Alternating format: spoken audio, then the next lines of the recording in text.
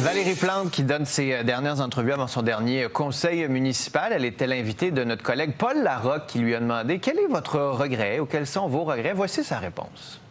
J'ai monté les attentes extrêmement haut concernant la mobilité. J'espérais vraiment, quand je suis arrivée il y a 8 ans, pouvoir offrir plus d'options de transport collectif. Mais en même temps, je me préparais pour notre entretien et je me disais, hey, la ville, il y a 8 ans, c'était tellement différent aussi. Vous rappelez-vous, il y a 8 ans, on parlait de la classe sardine dans le métro. Ça, c'était avant la pandémie aussi. Donc, il y avait vraiment, on était sur une lancée, mais ça n'a pas été comme prévu. Ici. Certains qui prennent le métro vont dire on est encore comme des sardines à l'heure de pointe. La mairesse de la mobilité, ça bouge pas beaucoup à Montréal, là.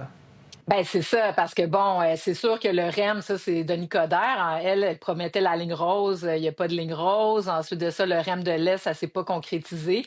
Les chantiers, je veux dire, des chantiers, on est d'accord, là, les Montréalais, pour des chantiers. Le problème, c'est la gestion des chantiers, des cônes oranges à finir, des nids de poules, etc. Mais une chose, par contre, la mobilité durable, là, donc pour, par exemple, les transports actifs, les piétons dans les quartiers, les pistes cyclables, c'est vraiment un leg important et je pense que les Montréalais sont contents de ça. C'est vrai qu'elle a transformé la ville de manière durable, sa géométrie, et puis il y avait un gros coup de barre à donner. Donc ça, c'est un élément fondamental. Aussi des grands espaces verts qu'elle a concrétisé. Je pense que c'est un enjeu. Sur l'habitation, elle en a parlé beaucoup. Les résultats sont plutôt mitigés.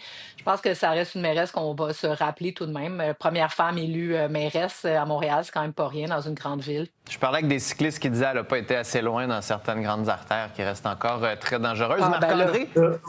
Marc-André, vu du reste du Québec, elle a été quand même un bouc émissaire à un moment donné où tous les grands problèmes, elle s'est fait traiter d'incompétente par Pierre Poilievre à cause du logement. Là, il n'en parle plus, mais ça va mieux à Montréal.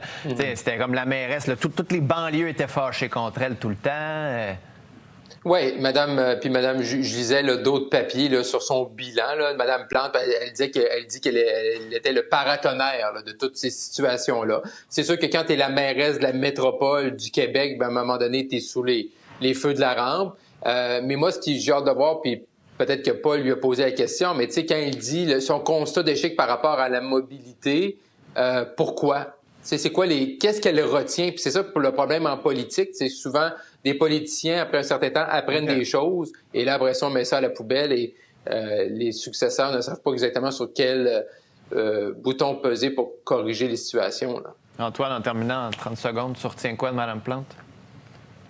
Beaucoup de promesses non réalisées, mais en même temps, c'est une ville qui a été balkanisée d'une certaine façon par les diffusions. Puis il y a eu la pandémie. Moi, je trouve qu'elle a manqué de conscience du fait qu'elle était à la tête de la métropole du Québec français, là. Et je trouve qu'elle semblait jamais vraiment consciente de tout ça. On l'a vu un moment donné quand elle s'est exprimée en anglais. Elle a essayé de faire du rattrapage en créant des comités, puis tout ça, puis bravo. Le quartier francophone du quartier latin, ça prend un quartier francophone. Oui, c'était un peu la louisianisation de sa conception de la ville. Ça faisait pitié un peu, ça. En tout cas, la campagne électorale municipale est bel et bien lancée et certains font le bilan, d'autres font des promesses. On va continuer d'en discuter. Merci d'avoir été là. À demain. Merci. Au revoir. À demain.